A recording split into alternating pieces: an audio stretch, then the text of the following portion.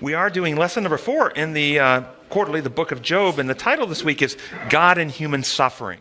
Have you ever had questions as you've experienced or seen human suffering? Have you ever had to answer someone else's questions who was questioning the existence or the trustworthiness of God because of human suffering?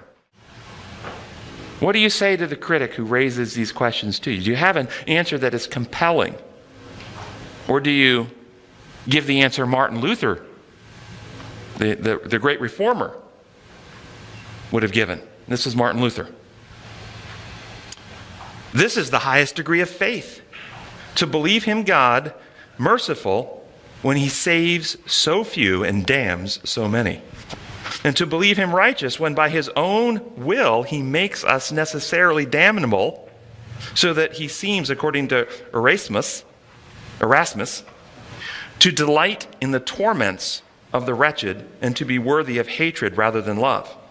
If then I could by any means comprehend how this God can be merciful and just, who displays so much wrath and iniquity, there would be no need of faith. That's Martin Luther, the great reformer. Do you hear Luther's position? What is Luther's position on how we answer the question of the critic on why a God who's all-powerful and all good permits evil? What's his answer?